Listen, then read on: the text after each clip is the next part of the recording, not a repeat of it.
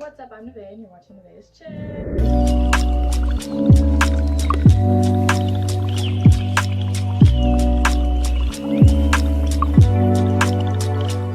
Hello, and on today's episode we're going to be talking about how to identify the health of your relationship. And I know that was a mouthful, but really it's just coming down to, is your relationship healthy or not? And if it's not, how could you work towards making it healthier if you don't feel like it's too late?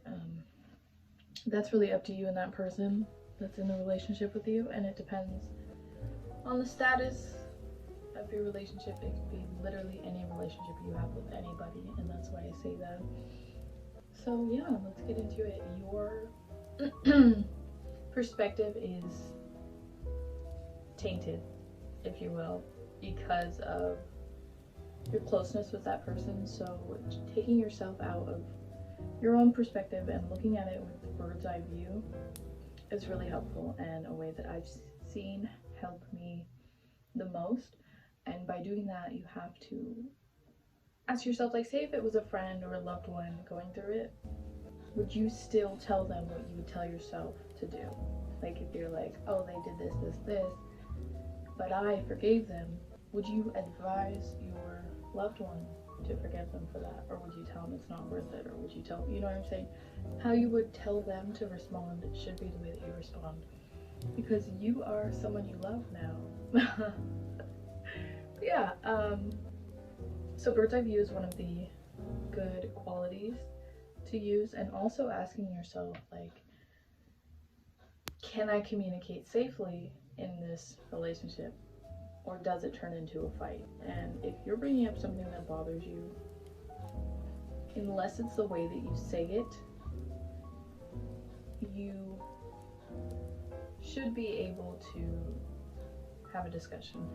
Now, in the book I was reading recently, I've been reading it for a while, you guys know about it, if you follow my Instagram, the five languages of apologies.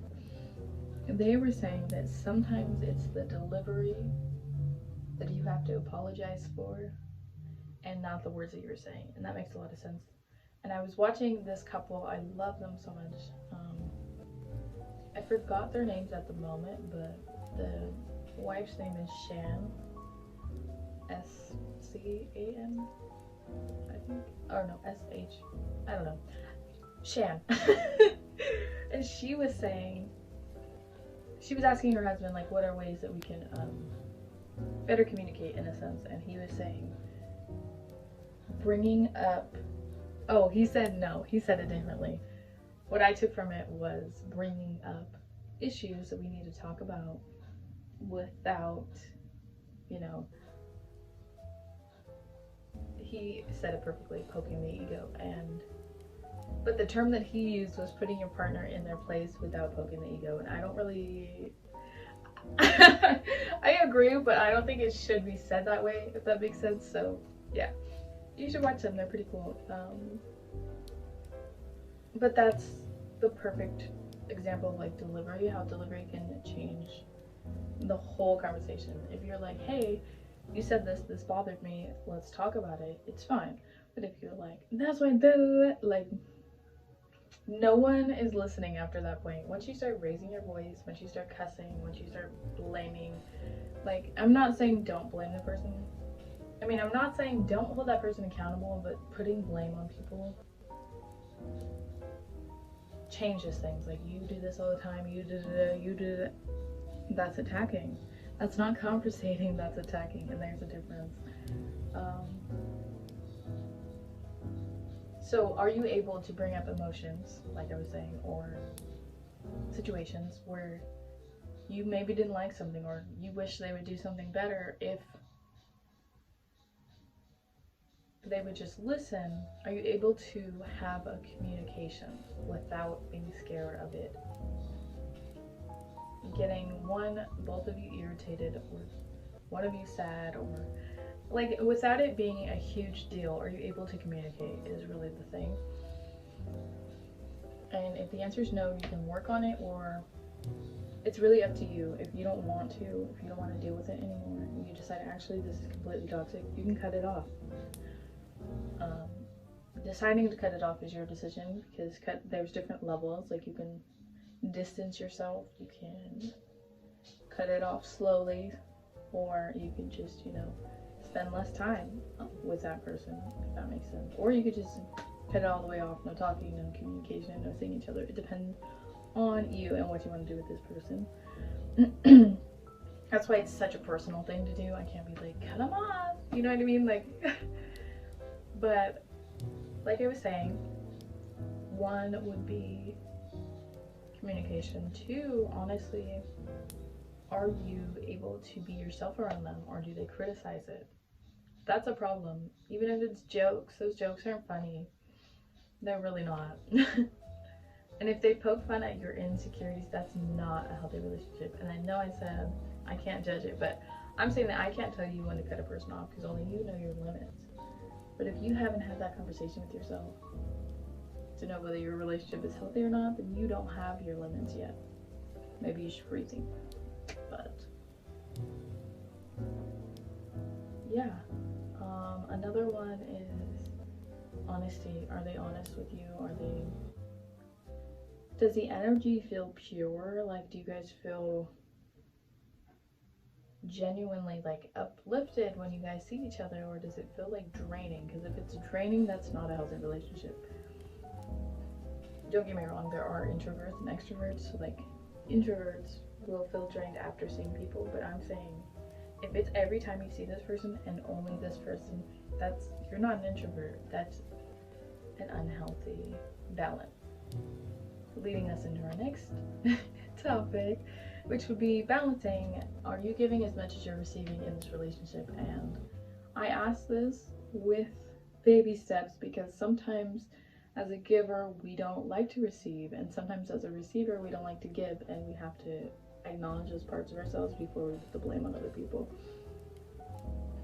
Because it's a control thing in that sense when we do it ourselves, but we don't realize we're doing it sometimes. So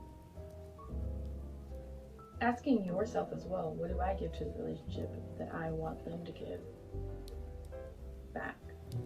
Or am I able to give them what I'm asking them for, or what I think they should be giving me? Because if you're not, then you have no room to talk. And I know these are all like harsh things to say, but like, truth kind of does that, you know? Another way is to see the way that people react when you talk about that person, because most of the time it's easier to see the flaws of a relationship when you're on the outside. When you're on the inside, it's, oh, rose-colored glasses, now it's just us against the world. But when everyone else on the outside is telling you it's wrong, there might be a reason. Not everyone agrees like that all the time, so there might be a reason.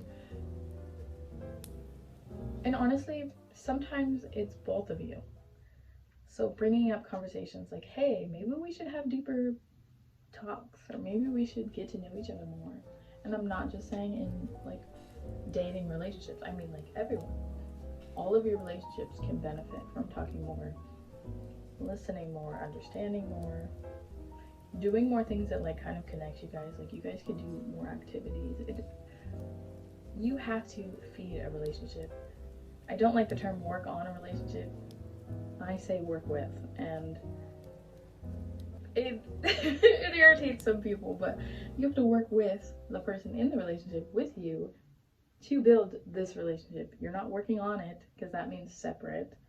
You're working with each other, and that's kind of a hard thing to understand, and it took me a while to get that, you know? But yeah, and asking them, you could always ask, hey, how could I be a better friend? Hey, how could I be a better sister? Hey, how could I be a better, you know what I mean? Ask them. And asking them how they think they could do better, and their response does matter. If they're like, I can't, I'm the best, no, that's ego talking. Seriously, you know what I mean? And if they motivate you instead of draining you, if they're pushing you to be a better person than you were yesterday and helping you achieve, and you know what I'm saying, like pushing you towards your greater good instead of like trying to pull you back into your toxic habits. That's a healthy friendship or a healthy relationship, I should say. But if they are like, I miss the old you, I wish you were like back in the day, or this, that, like, why? What do you miss about the old me? What happened back in the day that can't happen now? You know what I'm saying? Why are you trying to bring me back to what I healed from? You know? So it depends. It really depends. And you have to look at it without, how do you say that? Without only looking for their flaws, you have to look at yourself as well, because sometimes we do it subconsciously and we have to figure that out. And sometimes you just have to sit down and have conversations. Hey, I don't feel like our relationship's doing too well. How can we work on it together? Work on it. Work with it together. You see how I don't like that word? But you know what I mean? Like, how can we work together to get this better? Or how do you feel about our relationship? Or how...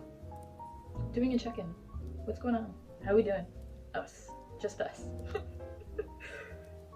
But making sure not to come off as like too aggressive and like attacking, because I forgot who said it, but they're like,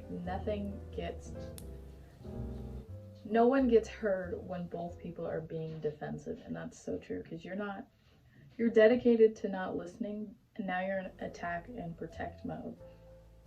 So bringing it up, maybe not in the moment, like as you're thinking about it, like, this relationship's so toxic, da, da, da, da. Give yourself some time. Once you calm down a little bit, talk about it. Hey, I feel like I didn't really appreciate when you do this. And honestly, talking about people's love languages, it doesn't matter the relationship you're in. Different love languages show, and it's funny that I said that, because I said that on accident earlier about the 5 languages of apology, and it's because it's from the same author. So but learning your love languages, or maybe even like finding topics to discuss, like, what is an apology to you, or what can I do to make you feel more loved, or what can people do, or what do you do as a person to make other people feel more loved? Like, what does it mean when you bring me this? You know what I mean? Because sometimes it's like, well, that's because da, da, da, da, da. And it's like a whole sweet thought out thing that they had in their head, but they didn't tell you. So you're like, what is this random gift? You know what I mean? So it's kind of like more communication to better help your relationships, and understanding that it's not just you being affected by everything. So asking what you may have done to upset someone, if you have upset them.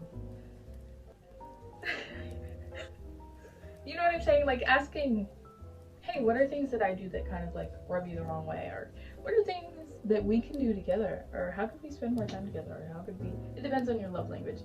How can we, I don't know, find more meaningful things to do together? My favorite thing is communication. I do, which is weird, because I hate talking. I know that sounds so weird, but I hate like having to talk. I only do it because it helps people understand you better. But I don't like talking. If I could just stand there and you could just understand what I was saying, I wouldn't say a word. But people need explanations, and people really listen when I talk. Like, they really hold on to it, and I've noticed that from a young age. That's kind of like why I started my whole self-love journey. Not my journey, but like my whole self-love brand that's like on TikTok, Instagram, YouTube. Because I want to like help guide people through it. But I started this before I was like even thinking about YouTube or anything. I used to tell people like, you matter, da, da, da. Like, I used to get into so many arguments with people about it, because not because of they were like, I don't matter, but because I wouldn't believe it myself, because I was still in like the era of my life where I wasn't like loving myself. So I'd be like, you know what, you're amazing, you do awesome. They're like, so are you, and I'm like, no. But I think it's kind of all working out, you know what I mean? Because like as I got into it, I kind of like guided people along the way with me at the time. Not now. I don't think I talked to anyone. Maybe a couple of people that I may have helped in a way, and I don't help people to be like, yeah, I help people. Like, no. No. I won't ever bring it up, honestly. I'm only bringing it up because the conversation topic, but I think they kind of helped me realize the effect I have on people, and then that is what spun into what it is now, which is a brand that is getting larger, which I'm pretty happy about, um, and expanding. So yeah, I can do part 2, part 3, part 4 on this one because healthy relationships are my forte. They are probably my favorite topic. How to better yourself, how to have a healthier relationship, how to have a better relationship with yourself, all favorite topics of mine. Um, Also, check out the books if you are interested. And Gary Chapman, The 5 Love Languages. I think that a lot of people have read that book at the time, but he has a bunch of other ones that I have, like I said earlier, I've been reading the Apologies. So if you're interested, it does teach. It doesn't just focus on apologies. It kind of teaches more of the human experience and how we see apologies and things like that. It can be triggering though if you're not a fan of apologies, like some of us. But yeah,